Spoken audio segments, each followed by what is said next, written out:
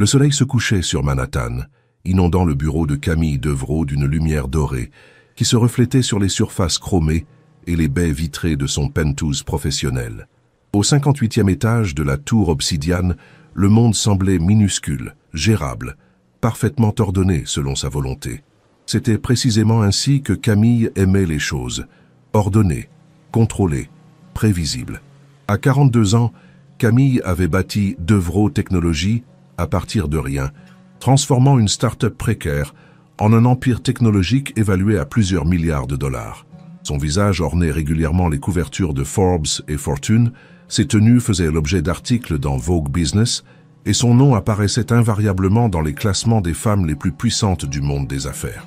Pour le public, elle incarnait la réussite absolue, brillante, belle, riche et apparemment invincible.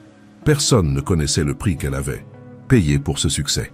Personne ne voyait les nuits sans sommeil, les migraines persistantes ou la tension chronique qui transformait ses épaules en nœuds douloureux de muscles contractés.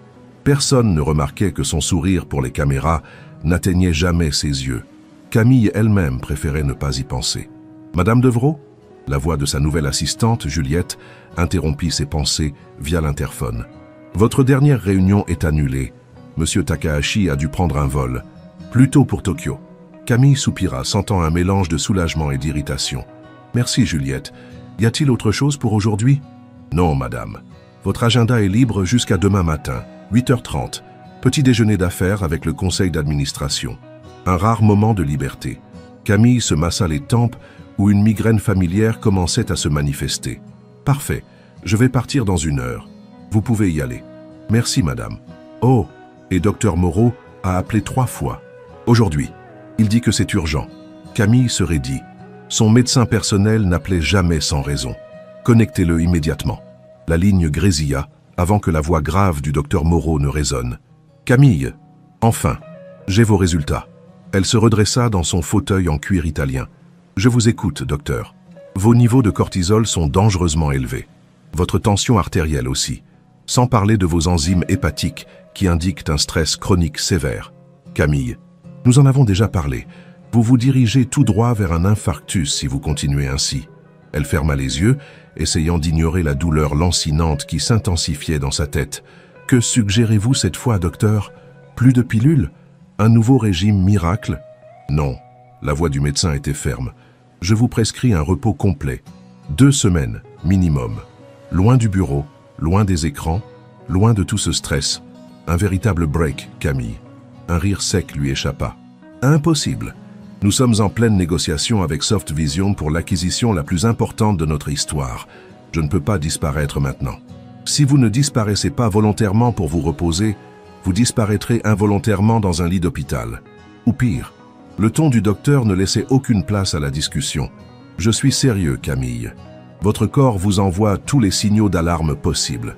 La migraine pulsait maintenant contre ses tempes comme un second cœur. »« D'accord, » céda-t-elle finalement. « 1 semaine, pas plus.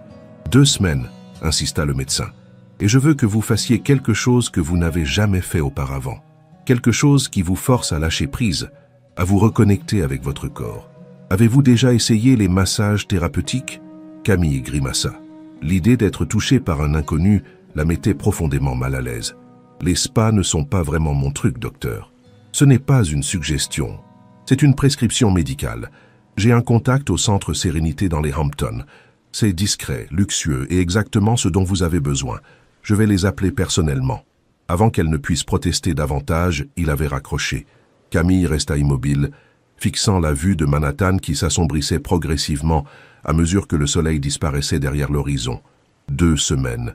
Comment son empire survivrait-il 2 semaines sans elle? Le centre Sérénité n'avait rien de l'établissement clinique et froid qu'elle avait imaginé. Niché au cœur d'une forêt de pins, à quelques kilomètres de l'océan Atlantique, il ressemblait davantage à un domaine privé qu'à un centre de bien-être. L'architecture moderne se fondait harmonieusement dans le paysage naturel, avec de grandes baies vitrées qui laissaient entrer la lumière et offraient des vues imprenables sur la nature environnante. Camille fut accueillie par une femme d'une 50aine d'années au sourire chaleureux et au regard perspicace. « Madame Devrault, bienvenue à Sérénité. Je suis Élise Dubois, la directrice. » Le docteur Moreau m'a personnellement contacté pour votre séjour. Nous sommes honorés de vous recevoir. Camille hocha la tête poliment, tout en scrutant l'environnement. Le hall d'entrée était décoré avec goût, minimaliste mais luxueux, avec des matériaux naturels et une palette de couleurs apaisantes. Aucun autre client n'était visible, ce qui la rassura quelque peu. Notre établissement valorise avant tout la discrétion, continua Élise, comme si elle lisait dans ses pensées. Nous n'accueillons jamais plus de 5 clients à la fois, chacun dans son propre pavillon privé. Votre identité et votre vie privée sont totalement protégées ici. J'apprécie, répondit Camille, son ton professionnel masquant son inconfort. Le docteur Moreau a mentionné un programme spécifique? Élise sourit. Oui, nous avons préparé un plan sur mesure pour vous. Massage thérapeutique, quotidien, méditation guidée, nutrition adaptée à vos besoins et surtout une déconnexion totale. Elle fit une pause significative, ce qui signifie que nous devrons garder votre téléphone et votre ordinateur portable. Camille sentit une vague de panique monter en elle. C'est impossible. Je dois rester joignable. Le docteur Moreau a été très clair sur ce point. Il nous a dit que vous diriez cela. Le sourire d'Élise resta inébranlable. Vous aurez accès à un téléphone fixe pour les urgences et votre assistante pourra vous joindre à ce numéro une fois par jour pendant 15 minutes, uniquement pour les questions vraiment cruciales. Camille ouvrit la bouche pour protester, mais se ravisa. Elle avait promis à son médecin d'essayer. Et pour être honnête avec elle-même, la migraine qui l'accompagnait depuis des semaines était un argument convaincant. Très bien, concéda-t-elle finalement, sortant son smartphone et son ordinateur portable de son sac. Mais ils doivent être conservés en sécurité et je veux pouvoir y accéder en cas d'urgence réelle. Bien entendu, acquiesça Élise en prenant délicatement les appareils. Maintenant, laissez-moi vous montrer votre pavillon. Votre premier rendez-vous est prévu dans 2 heures, ce qui vous laisse le temps de vous installer et de vous familiariser avec les lieux. Le pavillon était en réalité une villa luxueuse de plein pied, intégrée dans la nature avec sa propre terrasse donnant sur l'océan. L'intérieur était spacieux, baigné de lumière naturelle avec une décoration épurée mais chaleureuse. Une chambre avec un lit king size, un salon avec cheminée, une salle de bain équipée d'une baignoire à remous et d'une douche à l'italienne, et même une petite cuisine. Camille chercha ses mots, inhabituellement déstabilisée par la beauté tranquille de l'endroit. Chez vous, pour les 2 prochaines semaines, compléta Élise. Installez-vous, respirez, laissez le lieu agir sur vous. Elle se dirigea vers la porte. Votre première séance de massage est prévue à 16 heures. Thomas viendra vous chercher. Une fois seule, Camille explora lentement l'espace, touchant les surfaces, observant les détails. Sans son téléphone pour la distraire, sans email à vérifier frénétiquement, elle se sentait étrangement nue, vulnérable. Elle s'approcha de la baie vitrée et regarda l'océan au loin, les vagues régulières venant s'écraser sur la plage. Pour la première fois depuis des années, elle n'avait rien à faire. Nulle part où aller, personne à impressionner. C'était terrifiant. À 16 heures précises, on frappa doucement à sa porte. Camille, vêtue du peignoir en coton biologique fourni par l'établissement, alla ouvrir avec une certaine appréhension. L'homme qui se tenait devant elle n'était pas du tout ce qu'elle avait imaginé. Elle s'était attendue à un thérapeute au physique soigné, avec le sourire commercial et l'attitude professionnelle qu'on trouve dans les spas de luxe. Au lieu de cela, elle se retrouva face à un individu qui semblait tout droit sorti d'un autre monde. Thomas, si c'était bien lui, devait avoir la trentaine, mais quelque chose dans ses yeux suggérait qu'il avait vécu plusieurs vies. Grand et mince, il avait des épaules légèrement voûtées, comme s'il s'excusait perpétuellement de sa taille. Ses cheveux bruns, mi-longs et indisciplinés encadraient un visage aux traits marqués et asymétriques, avec des pommettes saillantes et une barbe de quelques jours mal entretenue. Il portait une simple tunique en lin gris sur un pantalon de la même matière et ses pieds étaient nus. Ce qui frappa le plus Camille, cependant, ce furent ses mains. Grandes, avec des doigts longs et noueux, elles semblaient à la fois fortes et incroyablement délicates. Des mains d'artisan ou peut-être de musicien. « Bonjour », dit-il d'une voix basse et légèrement rauque, avec un accent qu'elle ne parvint pas à identifier. « Je suis Thomas, votre massothérapeute. » Camille le dévisagea un instant, incapable de masquer sa surprise. Cet homme était à l'opposé de l'image soignée et polissée qu'elle associait aux établissements de luxe comme sérénité. « Êtes-vous prête pour votre séance ?» demanda-t-il, apparemment inconscient de son examen critique ou choisissant simplement de l'ignorer. « Oui », répondit-elle finalement, se ressaisissant. « Où aura lieu le massage ?» Thomas fit un geste vers l'intérieur du pavillon. « Ici même, j'ai tout ce qu'il faut. » Il portait en effet un sac en toile sur l'épaule qu'elle n'avait pas remarqué immédiatement. L'idée de laisser cet étranger quelque peu négligé entrer dans son espace privé la mit mal à l'aise, mais elle se rappela la prescription du docteur Moreau. 2 semaines. Elle pouvait supporter n'importe quoi pendant 2 semaines. « Très bien », dit-elle en s'écartant pour le laisser entrer. « Mais je dois vous prévenir, je n'ai jamais été fan des massages. Je ne suis pas tactile. » Un sourire énigmatique apparut sur le visage de Thomas. La plupart des gens qui disent cela n'ont simplement jamais reçu le bon toucher. Il entra dans le pavillon d'un pas tranquille, presque félin. « Pouvez-vous déplacer cette table basse ?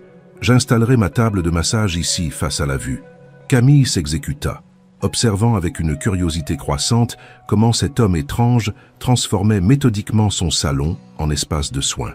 Il sortit de son sac une table de massage pliable, d'apparence professionnelle, qu'il installa avec des gestes maladroits et hésitants.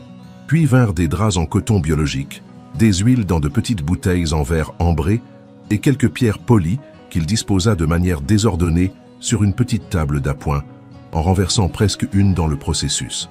Tout en travaillant, il parlait peu, se contentant de donner des instructions brèves et parfois confuses.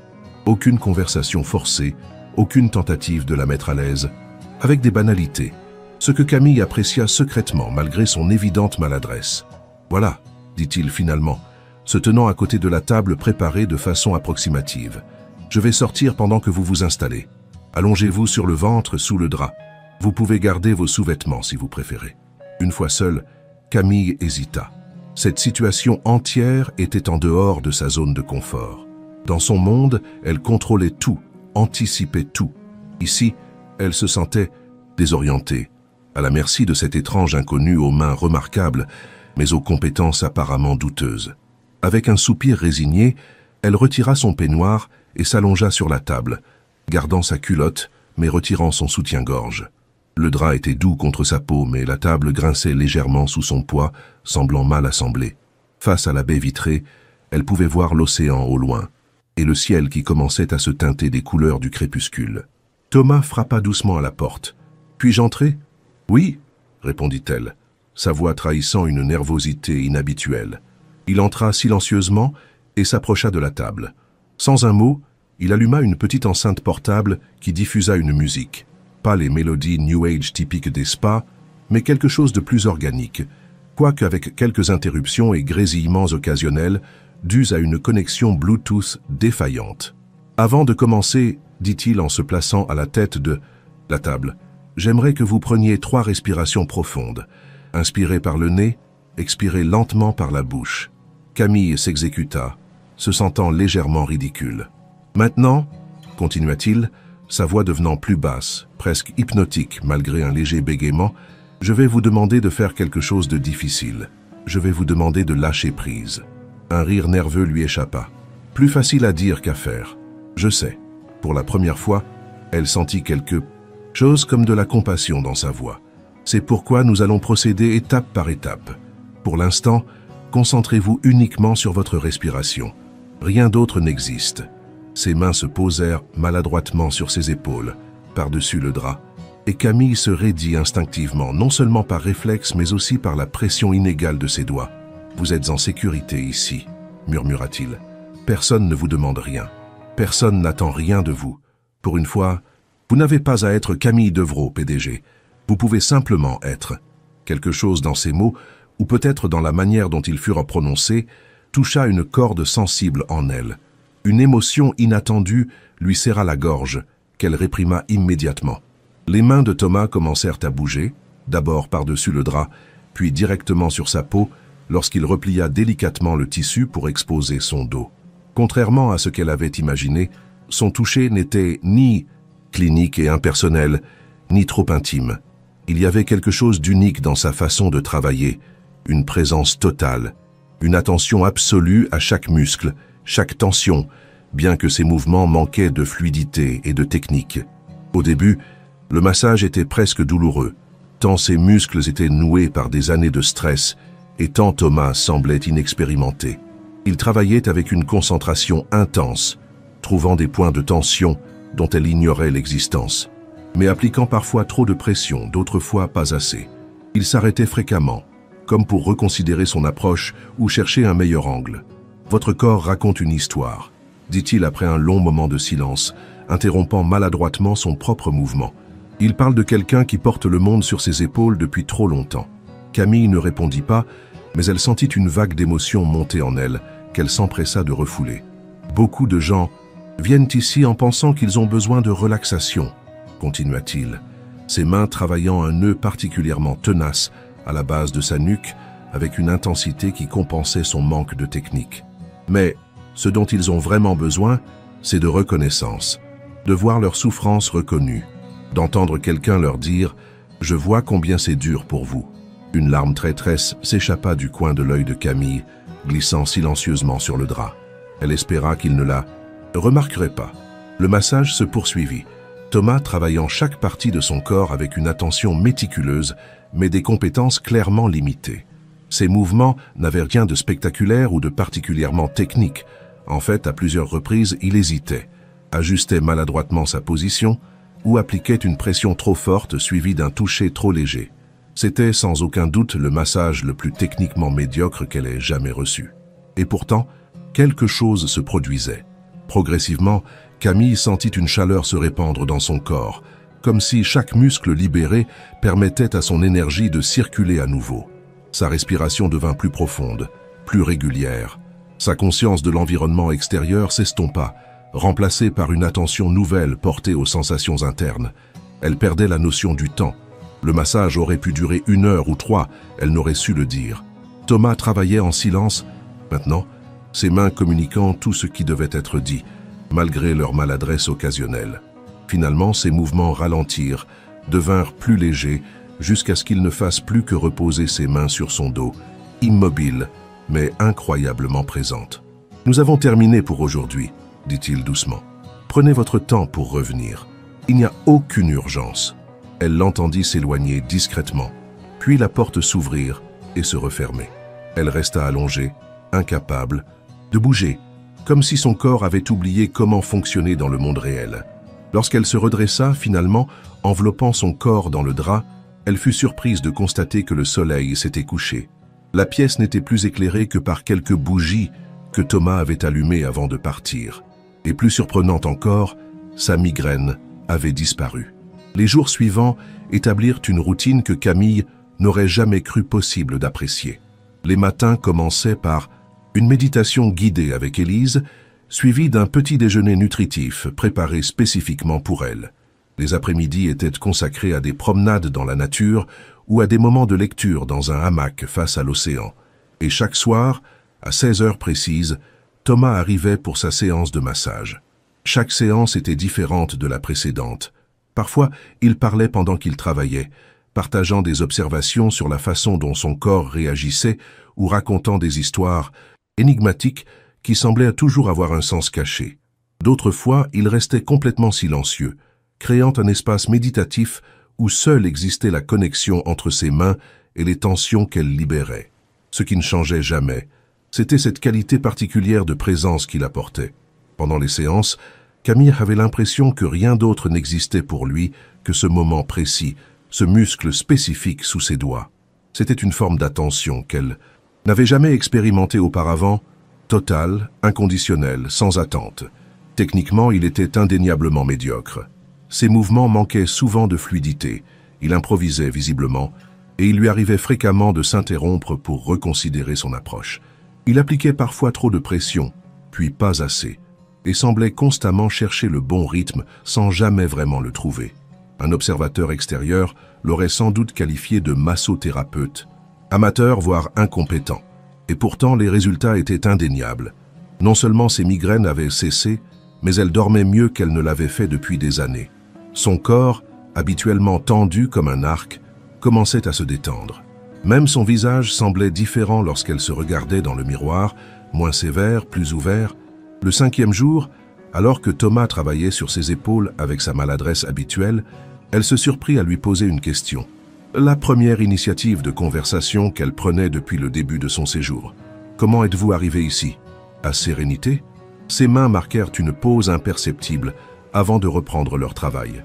C'est une longue histoire. J'ai tout mon temps, répliqua-t-elle, surprise par sa propre curiosité. Il resta silencieux un moment, comme s'il pesait sa réponse. J'étais chirurgien, dit-il finalement. Neurochirurgien, pour être précis. Cette révélation l'a pris complètement au dépourvu. Elle tourna légèrement la tête, essayant de l'apercevoir. Vraiment? Il ajusta la pression sur un point précis entre ses omoplates, mais de façon trop intense, ce qui la fit légèrement grimacer. À l'hôpital universitaire de Genève, j'étais considéré comme prometteur, publié dans des revues prestigieuses avant même d'avoir terminé ma spécialisation. Son accent prenait soudain sens, un français teinté de Suisse. « Que s'est-il passé ?» demanda-t-elle doucement. Un autre silence. « J'ai fait une erreur, dit-il finalement. Une erreur qui a coûté la vie à quelqu'un. » La gravité de sa confession flotta dans l'air entre eux. « Une jeune femme, continua-t-il, sa voix à peine audible maintenant. 26 ans, anévrisme cérébral. L'opération semblait réussie, mais j'ai manqué quelque chose. Elle est morte 3 jours plus tard. » Camille sentit son cœur se serrer. « Je suis désolé. C'était il y a 8 ans. J'ai quitté la médecine le lendemain. Je ne pouvais plus faire confiance à mes mains. Ces mêmes mains qui travaillaient maintenant sur son corps avec tant de sensibilité, malgré leur manque évident de formation technique. « Comment êtes-vous passé de la neurochirurgie au massage ?» demanda-t-elle. Elle le sentit hausser légèrement les épaules. « J'ai voyagé. Beaucoup. J'ai cherché quelque chose. Une rédemption peut-être. J'ai étudié diverses formes de médecine traditionnelle, en Thaïlande, en Inde, au Japon. J'ai appris que les mains qui peuvent blesser peuvent aussi guérir. Mais je n'ai jamais vraiment maîtrisé les techniques formelles. Je n'ai pas la patience pour ça. » Il fit une pause, ses doigts traçant délicatement le contour de sa colonne vertébrale, avec une hésitation qui trahissait son manque d'assurance. « Je ne pratique pas vraiment le massage au sens conventionnel. Je pratique l'écoute. J'écoute ce que le corps essaie de dire, les histoires qu'il porte, les blessures qu'il cache. » Camille ferma les yeux, absorbant ses paroles. « Et comment avez-vous trouvé Sérénité ?»« Élise m'a trouvé, » répondit-il avec une note d'amusement dans la voix. « J'étais dans un petit village au Népal, travaillant avec des guérisseurs locaux. Elle était là pour une retraite personnelle. Elle a reçu un de mes traitements. Elle a ri au début, m'a dit que j'étais le pire masseur qu'elle ait jamais rencontré. » Il émit un petit rire. « Et pourtant, 1 mois plus tard, elle m'a offert ce poste. Vous devez avoir quelque chose de spécial malgré votre technique non conventionnelle, » observa Camille.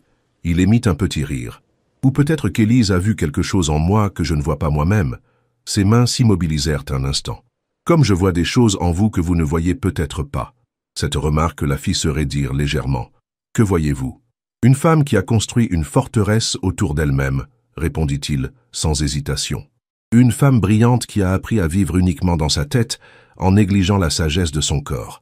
Une femme qui confond réussite et valeur personnelle. » Les mots la frappèrent avec une précision chirurgicale, touchant des vérités qu'elle n'avait jamais verbalisées, même à elle-même. « Vous ne me connaissez pas, » protesta-t-elle faiblement. « Non, » admit-il, « je ne connais pas votre histoire, vos expériences, les choix qui vous ont mené ici, mais je connais votre corps.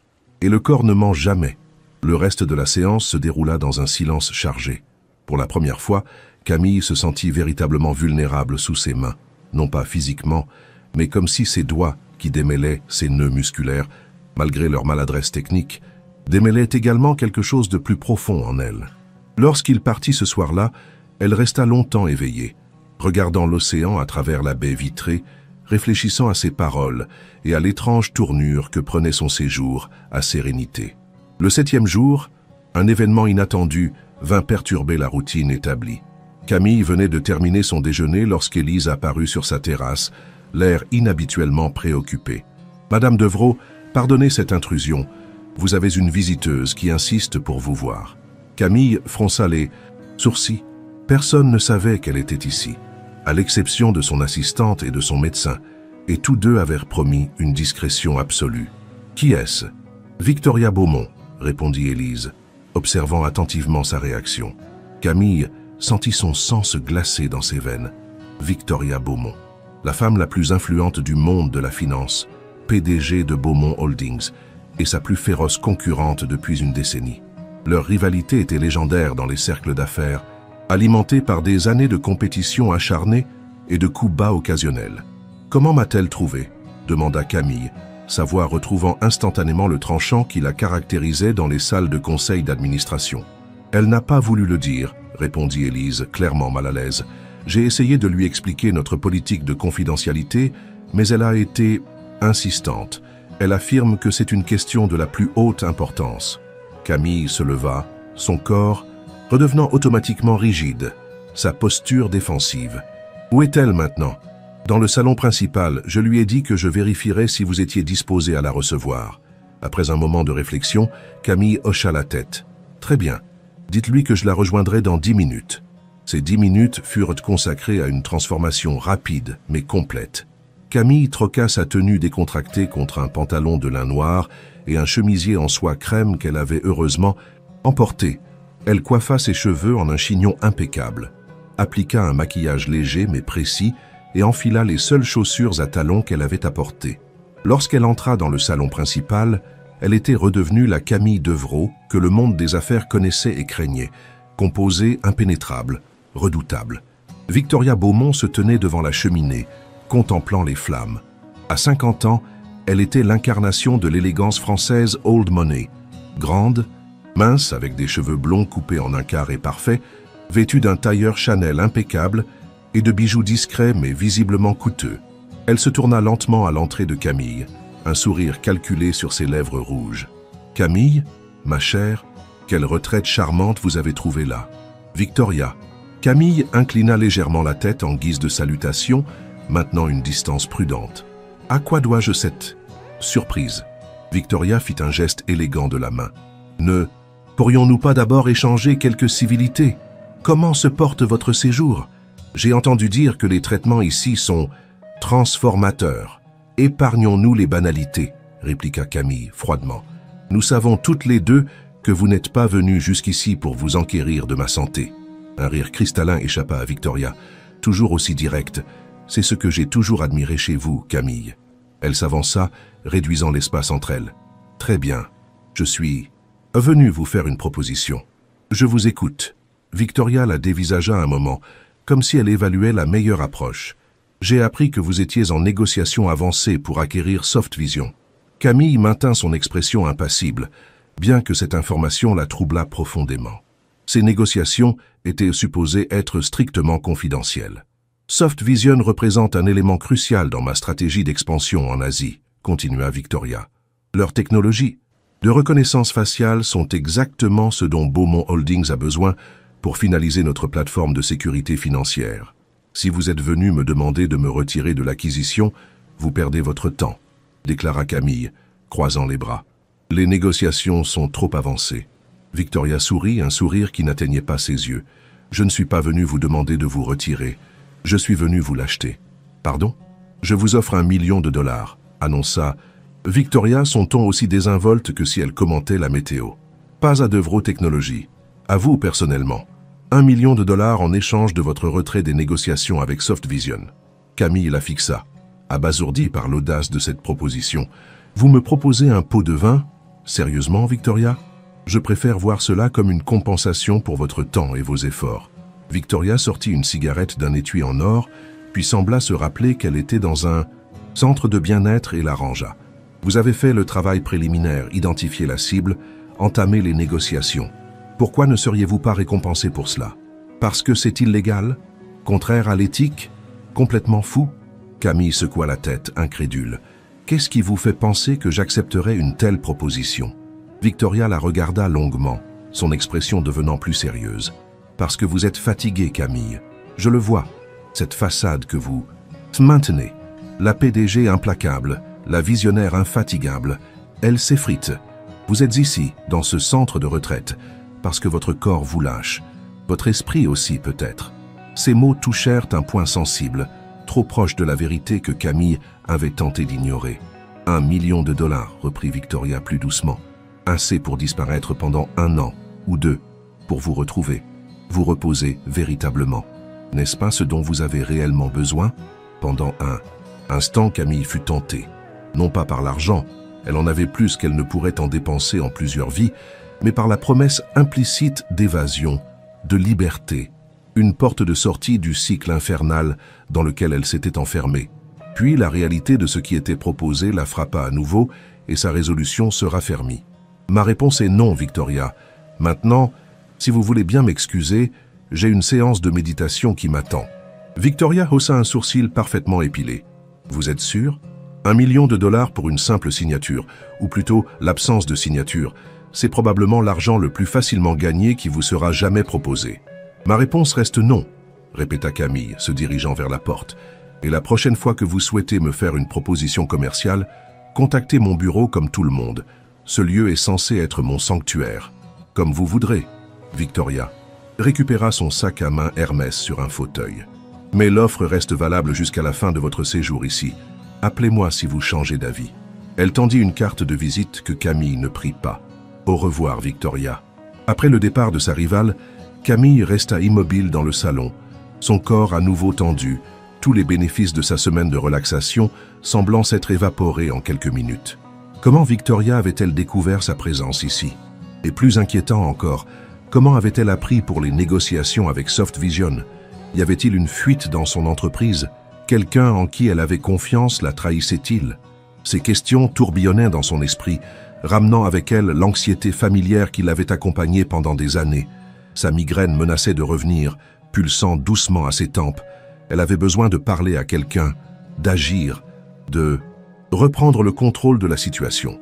Impulsivement, elle se dirigea vers le bureau d'Élise. « J'ai besoin de mon téléphone », exigea-t-elle. « Maintenant. » Le regard d'Élise trahit son inquiétude, mais elle ne protesta pas. « Bien sûr, Madame Devrault, je vais vous le chercher immédiatement. » Une fois son smartphone en main, Camille s'isola sur sa terrasse et composa le numéro de son assistante. « Juliette, c'est moi.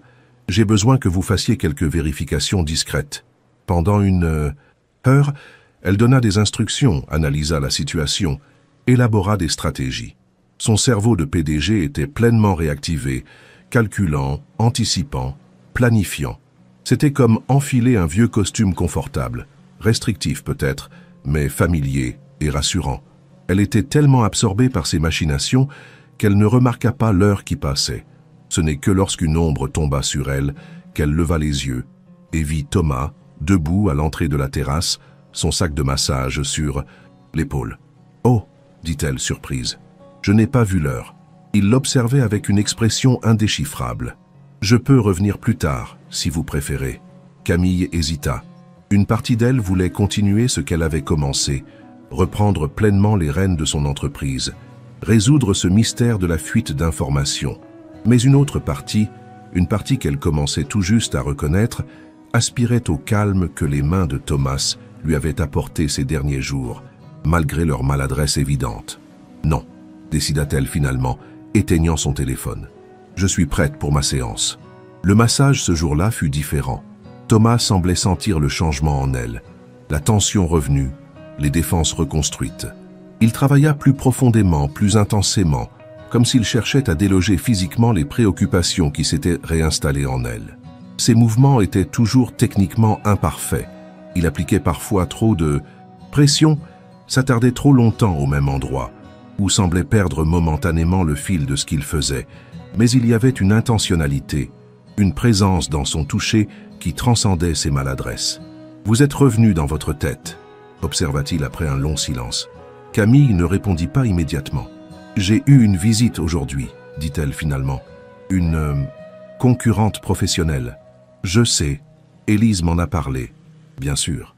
Dans un établissement aussi petit, les nouvelles circulaient vite. « Elle m'a fait une proposition », continua Camille, surprise de se confier ainsi. « $1 million pour me retirer d'une négociation d'acquisition importante. » Les mains de Thomas s'immobilisèrent un instant sur ses épaules. « Un pot de vin, donc. » »« Exactement. Et vous avez refusé. » Ce n'était pas une question, mais elle répondit tout de même. « Bien sûr que j'ai refusé. » Il reprit son massage, travaillant un point particulièrement tendu entre ses omoplates, avec une intensité qui compensait son manque de finesse. « Pourquoi ?» La question l'a pris au dépourvu. « Comment ça, pourquoi ? Parce que c'est illégal, contraire à l'éthique.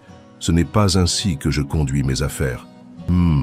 Le son était neutre, ni approbateur, ni critique. Et maintenant, vous êtes préoccupé par la façon dont elle a obtenu ces informations confidentielles. Évidemment, répondit Camille, étonné par sa perspicacité. Il y a une fuite quelque part. Quelqu'un en qui j'ai confiance me trahit.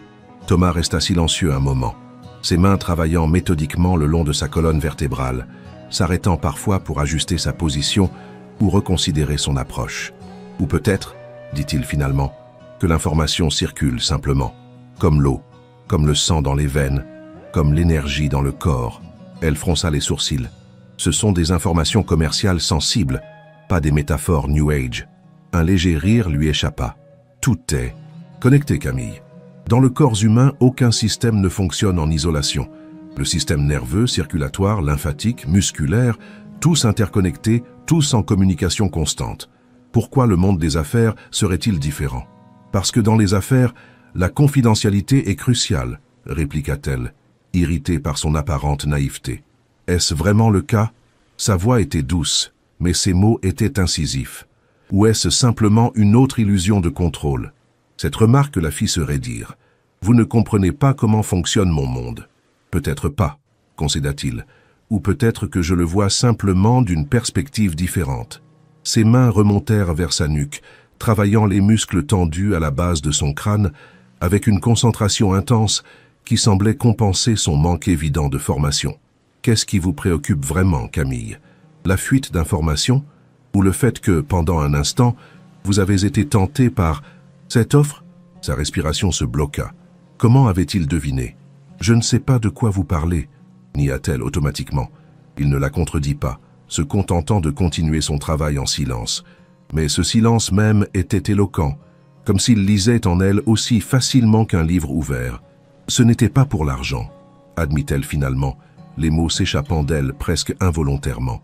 J'ai plus d'argent que je ne pourrais jamais en dépenser. Alors pourquoi? Sa voix était douce, sans jugement. Pour l'évasion, je suppose. La possibilité de tout laisser derrière moi, même temporairement. De ne plus être responsable de tout et de tout le monde. Thomas émit un son compréhensif. Le fardeau du pouvoir. Quelque chose comme ça. Elle ferma les yeux, laissant ses mains dénouer un nœud particulièrement tenace, malgré leur maladresse technique. C'est ridicule, n'est-ce pas? Des milliers de personnes rêveraient d'être à ma place. Les rêves des autres ne rendent pas les vôtres moins valides, observa-t-il. Chacun porte son propre fardeau, invisible aux yeux des autres. Ces mots résonnèrent en elle d'une manière inattendue. Comme vous et votre patiente perdue. Ses mains marquèrent une pause imperceptible. Oui, dit-il doucement. Comme ça. Ils restèrent silencieux un moment, le seul son dans la pièce étant celui de la musique douce et du bruit distant des vagues. Je ne peux pas abandonner, dit-elle finalement. Trop de gens comptent sur moi, sur mes décisions, sur ma force. Et qui prend soin de vous pendant que vous prenez soin de tous les autres? Demanda-t-il doucement. La question l'a pris au dépourvu. Je prends soin de moi-même. Il émit un petit rire sans moquerie. Votre corps raconte une histoire différente. Ces migraines, cette tension chronique, ces insomnies, ce sont les cris d'un corps négligé. Elle ne pouvait le contredire. Il y a une différence, continua-t-il, entre prendre soin de vous-même comme une autre responsabilité à gérer et vous permettre d'être véritablement soutenu, d'être vulnérable, de recevoir. Je ne sais pas comment faire ça, admit-elle, sa voix à peine audible. Je sais. Ses mains étaient maintenant sur ses épaules, appliquant une pression douce mais ferme, un rare moment où son toucher semblait parfaitement calibré. C'est pourquoi vous êtes ici. Le reste de la séance se déroula dans un silence confortable. Pour la première fois depuis la visite de Victoria, Camille sentit la tension commencer à se dissiper, remplacée par une clarté nouvelle. Les paroles de Thomas résonnaient en elle, soulevant des questions qu'elle n'avait jamais osé se poser. Qui prenait soin d'elle vraiment? Avait-elle jamais permis à quiconque de le faire? Lorsque Thomas partit ce soir-là, elle ne reprit pas son téléphone. Au lieu de cela, elle s'assit sur sa terrasse, regardant les étoiles apparaître une à une dans le ciel nocturne, écoutant le rythme constant des vagues au loin. Pour la première fois depuis très longtemps, elle se permit simplement d'être. Le 10e jour de son séjour, quelque chose d'étrange se produisit.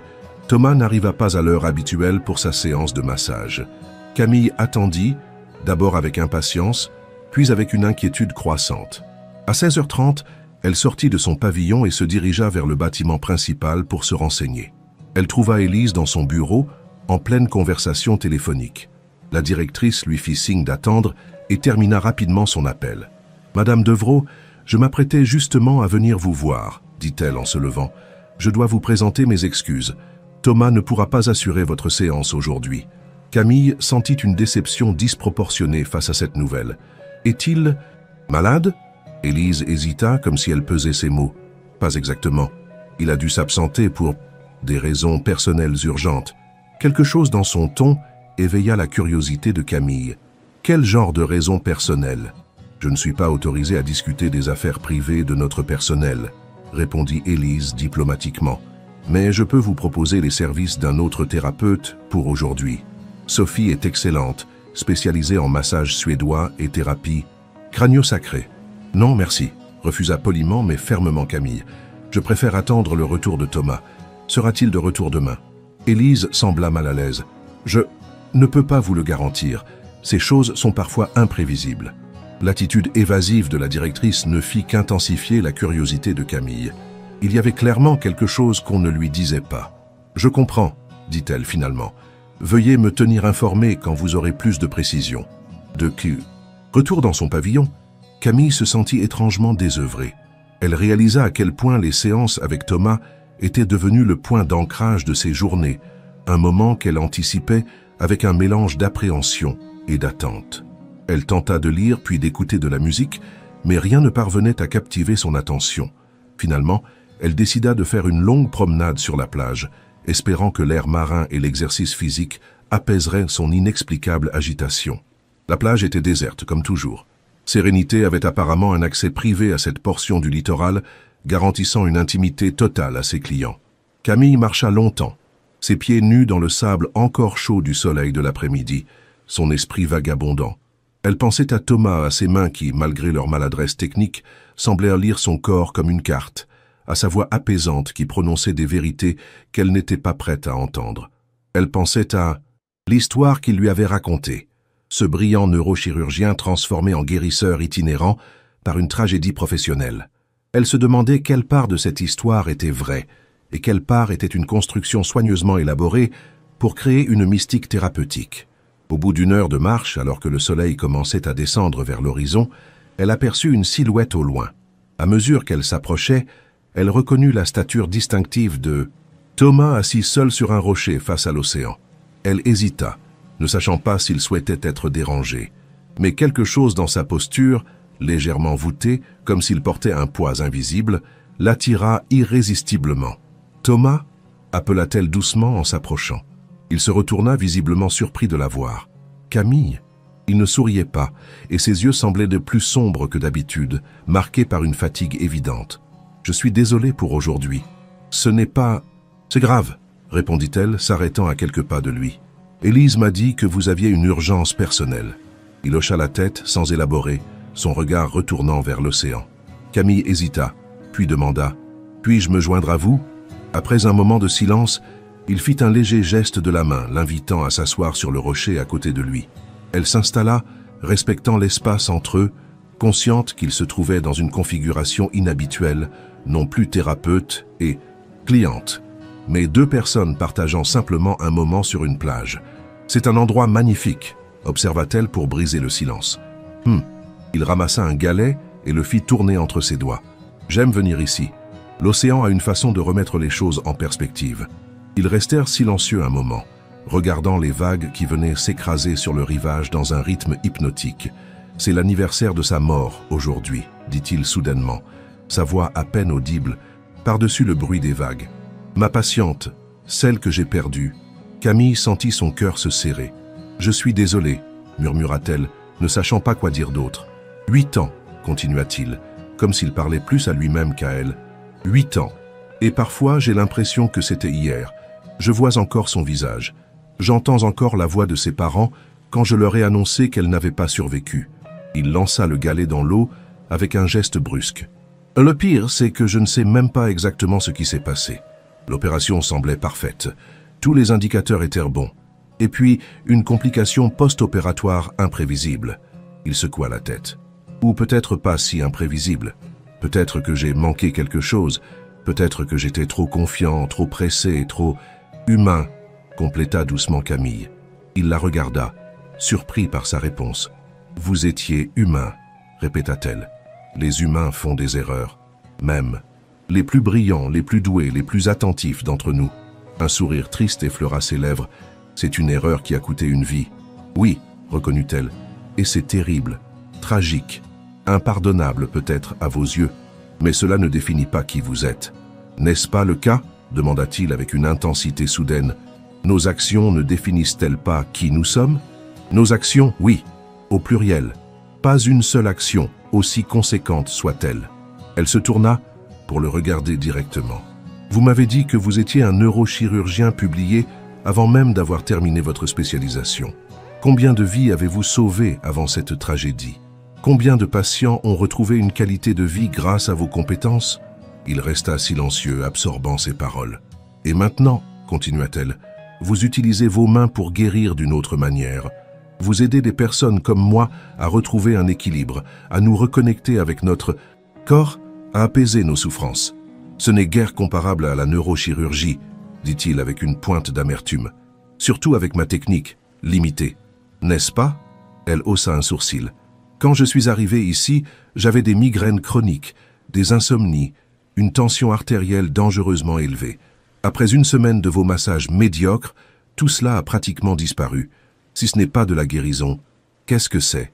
Il la regarda avec une expression indéchiffrable. Ce n'est pas la même chose. N'importe quel masseur compétent aurait pu obtenir les mêmes résultats. Probablement mieux et plus rapidement. Je ne crois pas, répondit-elle doucement. J'ai eu des massages avant par des thérapeutes hautement qualifiés, techniquement parfaits. Et pourtant, aucun n'a eu l'effet que vos traitements ont eu sur moi. Pourquoi, selon vous? Demanda-t-il, véritablement curieux. Camille réfléchit un moment. Parce que vous n'êtes pas vraiment là pour masser des muscles. Vous êtes là pour écouter ce que le corps essaie de dire, pour établir une connexion, une présence. Elle fit une pause. C'est quelque chose qu'on ne peut pas apprendre dans une école de massage. Thomas resta silencieux, contemplant l'océan. Le soleil touchait maintenant l'horizon, teintant le ciel de rouge et d'or. « Vous savez, dit-il finalement, c'est ironique. Quand j'étais neurochirurgien, j'étais techniquement brillant. Mes mains ne tremblaient jamais. Mes gestes étaient précis au millimètre près. J'opérais avec une confiance absolue. Il regarda ses propres mains, les tournant comme s'il les voyait pour la première fois. Et pourtant, je n'étais pas vraiment présent. J'étais tellement concentré sur la technique, sur la procédure, que j'en oubliais presque qu'il y avait un être humain sous mes instruments. « Et maintenant » demanda Camille. « Maintenant » dit-il avec un sourire ironique. « Je suis un masseur médiocre dont les mains hésitent constamment, qui improvise plus qu'il ne suit une méthode, qui ne maîtrise aucune technique particulière. Et pourtant, il laissa sa phrase en suspens. Et pourtant, vous êtes pleinement présent, compléta-t-elle. Vous êtes là, avec toute votre attention, toute votre conscience. Il hocha lentement la tête. Peut-être que c'est ça mon véritable talent. Non pas ce que mes mains peuvent faire, mais comment elles peuvent écouter. Ils restèrent assis en silence, regardant le soleil disparaître, progressivement dans l'océan. L'air se rafraîchissait, mais ni l'un ni l'autre ne semblait pressé de rentrer. « Thomas, dit finalement Camille, puis-je vous poser une question personnelle ?»« Bien sûr. Pourquoi continuez-vous à vous punir, 8 ans après ?» La question le prit visiblement au dépourvu. « Je ne me punis pas, » protesta-t-il faiblement. « Vraiment. » Elle le regarda directement. « Vous étiez un neurochirurgien brillant. Vous auriez pu continuer dans ce domaine. Peut-être dans la recherche ou l'enseignement, si la pratique clinique était trop douloureuse. Au lieu de cela, vous avez tout abandonné pour devenir un masseur itinérant, techniquement médiocre de votre propre aveu, vivant dans l'ombre de votre ancien potentiel. Si ce n'est pas une punition, qu'est-ce que c'est ?» Thomas détourna le regard, visiblement troublé par ces paroles. « C'est compliqué. La vie l'est toujours, » répondit-elle doucement. « Mais parfois, nous nous créons des prisons dont nous seuls avons la clé. » Ces mots semblèrent l'atteindre profondément. Il ferma les yeux un instant, comme s'il absorbait leur impact. « Vous avez peut-être raison, » admit-il finalement. « Mais n'est-ce pas exactement ce que vous faites aussi, Camille? Vous créez une prison dorée de responsabilité et d'attente ?» Ce fut à son tour d'être prise au dépourvu. « Ce n'est pas la même chose. J'ai bâti une entreprise. J'ai des responsabilités envers des milliers d'employés, des actionnaires, et envers vous-même, interrompit-il doucement. Quelle responsabilité avez-vous envers votre propre bien-être? La question resta suspendue entre eux, aussi vaste que l'océan qui s'étendait devant eux. Peut-être, dit Thomas après un long silence, que nous avons tous les deux quelque chose à apprendre l'un de l'autre. Camille médita ces paroles alors que l'obscurité commençait à envelopper la plage. Une connexion inattendue s'était formée entre eux. Deux personnes apparemment aux antipodes l'une de l'autre, mais partageant des blessures et des questionnements similaires. « Il se fait tard, dit-elle finalement. Nous devrions rentrer. » Ils marchèrent côte à côte le long de la plage, dans un silence confortable. À mi-chemin du centre, Thomas s'arrêta soudainement. « Demain, dit-il. Si vous le souhaitez, j'aimerais vous montrer quelque chose. Un endroit spécial, pas loin d'ici. » Camille fut surprise par cette invitation inattendue. Quel genre d'endroit? Un sourire énigmatique apparut sur son visage. « Un endroit qui m'a aidé à comprendre certaines choses. Peut-être qu'il fera de même pour vous. » Elle hésita, consciente que cette proposition dépassait le cadre professionnel de leur relation.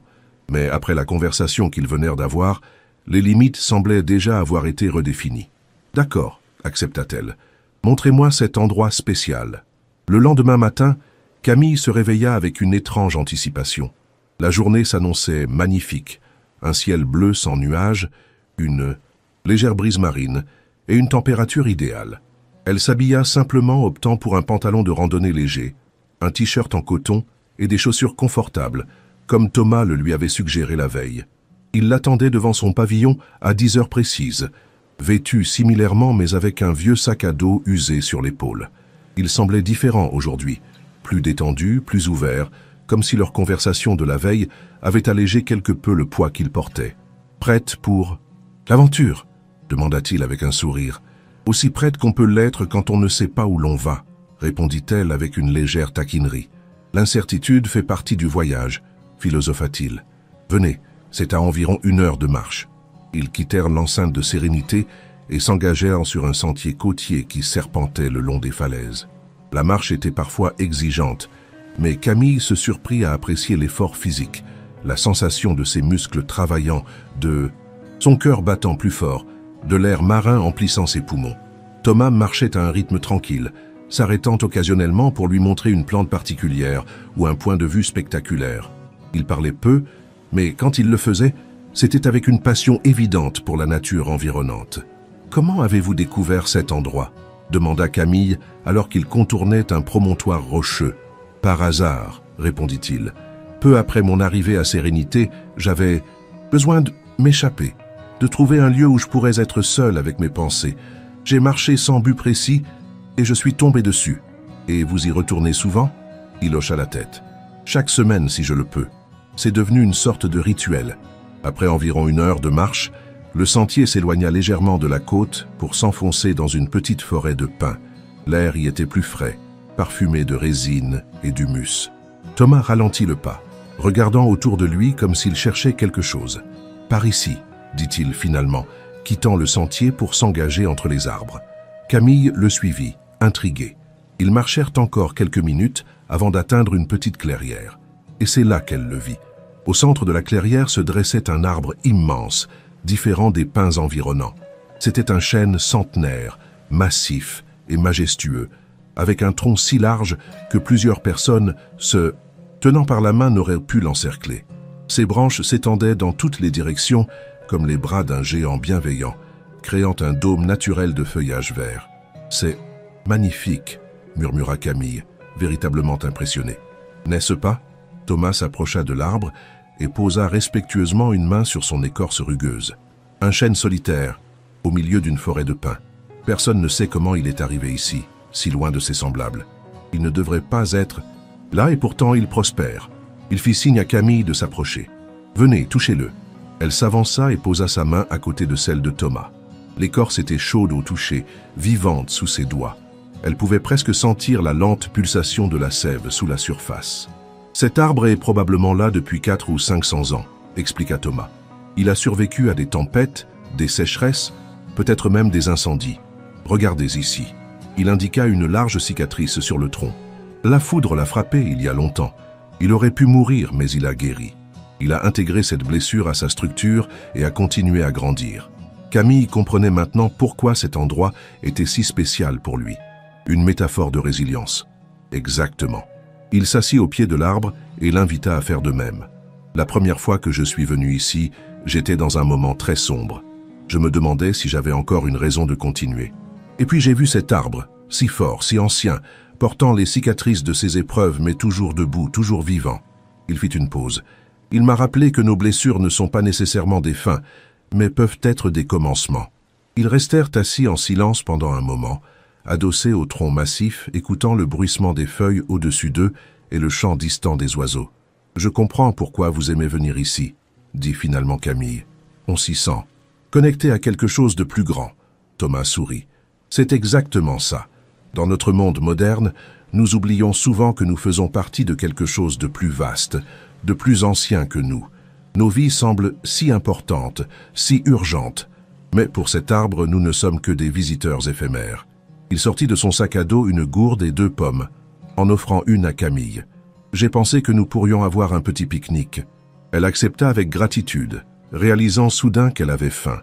La pomme était croquante et juteuse, son goût simple mais parfait dans ce cadre naturel. « Vous savez, » dit Thomas après avoir mordu dans sa propre pomme, « j'ai beaucoup réfléchi à notre conversation d'hier. »« Moi aussi, » admit Camille. « Vous aviez raison, je me suis puni pendant trop longtemps. » Il regardait au loin, vers les trouées de ciel bleu entre les branches. Je me suis convaincu que je ne méritais plus d'utiliser mes compétences, que je devais renoncer à tout ce que j'avais construit. Et maintenant, il haussa les épaules. Je ne sais pas encore, mais je commence à penser que peut-être, comme cet arbre, je peux intégrer ma blessure à ma structure et continuer à grandir. Différemment peut-être, mais pas nécessairement de façon diminuée. Camille sentit une chaleur se répandre dans sa poitrine face à cette évolution. « Je suis heureuse de l'entendre. Et vous ?» demanda-t-il, tournant son regard vers elle. « Avez-vous réfléchi à votre propre prison dorée ?» La question la prit au dépourvu, mais elle réalisa qu'elle y avait effectivement pensé. « Oui, » admit-elle. « Je me demande si j'ai créé une vie qui me satisfait vraiment ou si j'ai simplement répondu aux attentes, les miennes et celles des autres. Et quelle est la réponse ?» Elle soupira. « Je ne sais pas encore. J'aime ce que j'ai construit. J'aime les défis, la stimulation intellectuelle, même la pression parfois. Mais j'ai aussi négligé d'autres aspects de ma vie, des aspects que je commence seulement à redécouvrir ici. Comme la simplicité. » Elle indiqua l'espace autour d'eux. Comme être assise sous un arbre à manger une pomme sans vérifier mon téléphone toutes les 5 minutes. Comme ressentir mon corps, pas seulement comme un véhicule pour mon cerveau, mais comme une partie intégrante de qui je suis. Thomas sourit. C'est un bon début. Ils restèrent là pendant des heures, parlant parfois, mais souvent simplement en silence, appréciant la présence l'un de l'autre et celle, massive et rassurante, de l'arbre centenaire. Thomas lui raconta davantage sur ses voyages après avoir quitté la médecine, les guérisseurs qu'il avait rencontrés, les philosophies qu'il avait étudiées. Camille, à son tour, partagea des histoires sur la création de son entreprise, les obstacles qu'elle avait surmontés, les moments de doute et de triomphe. Il y avait une étrange intimité dans ces confidences, comme si, loin des rôles qu'ils jouaient habituellement dans le monde, ils pouvaient simplement être eux-mêmes, un homme et une femme, partageant leur vérité sous le regard bienveillant d'un vieil arbre. Le soleil commençait à descendre vers l'horizon lorsqu'ils décidèrent finalement de rentrer. Le chemin du retour fut plus silencieux, chacun absorbé dans ses propres réflexions. Mais c'était un silence confortable, sans gêne. À leur arrivée à Sérénité, alors qu'ils se tenaient devant le pavillon de Camille, un moment d'hésitation s'installa. Leur relation avait changé aujourd'hui, évoluant au-delà de celle de thérapeute et cliente, mais ni l'un ni l'autre ne semblait sûr de la définir. « Merci pour aujourd'hui, » dit finalement Camille, « pour m'avoir montré votre endroit spécial. Merci de m'avoir accompagné, » répondit Thomas avec un sourire doux. « Je serai là à 16 heures pour votre massage, comme d'habitude. » Elle hocha la tête, bien que, comme d'habitude, semblait maintenant une description inadéquate. « À tout à l'heure, alors. » Tandis qu'elle le regardait s'éloigner, Camille se demanda comment cette relation inattendue s'intégrerait dans sa vie une fois qu'elle retournerait à New York. Y avait-il même une place pour elle, ou était-ce simplement une parenthèse, un moment hors du temps qui resterait confiné à ces 2 semaines à Sérénité? Ces questions l'accompagnèrent tandis qu'elle prenait une douche et se préparait pour sa séance de massage, attendant l'arrivée de Thomas avec une anticipation qu'elle n'avait jamais ressentie auparavant. Lorsque Thomas arriva pour le massage ce soir-là, quelque chose était différent. Une tension subtile mais indéniable flottait dans l'air entre eux, comme si leur excursion avait ouvert une porte qu'aucun des deux ne savait comment gérer. Il installa sa table face à l'océan. Comme d'habitude, sortit ses huiles et ses pierres, avec la même maladresse, charmante qui le caractérisait, mais ses mouvements semblaient plus mesurés, plus conscients, comme s'il était particulièrement attentif à chaque geste. « Comment vous sentez-vous après notre marche ?» demanda-t-il, alors qu'elle s'allongeait sur la table, le drap couvrant son corps. « Bien, » répondit-elle, un peu courbaturée peut-être. Ça faisait longtemps que je n'avais pas fait une telle randonnée. « Je vais travailler sur ça aujourd'hui, » dit-il doucement, commençant à masser ses épaules à travers le drap. Le massage commença comme les précédents, Thomas travaillant méthodiquement, avec sa technique imparfaite mais sa présence totale. Pourtant, au fur et à mesure que la séance avançait, Camille sentit une différence.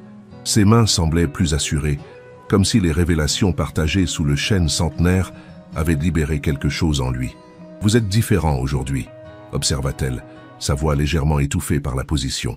Il fit une pause imperceptible. « Comment ça ?»« Vos mains, elles sont plus confiantes. » Il reprit son mouvement. « Peut-être que notre conversation m'a fait réfléchir sur la punition, sur le fait de se retenir.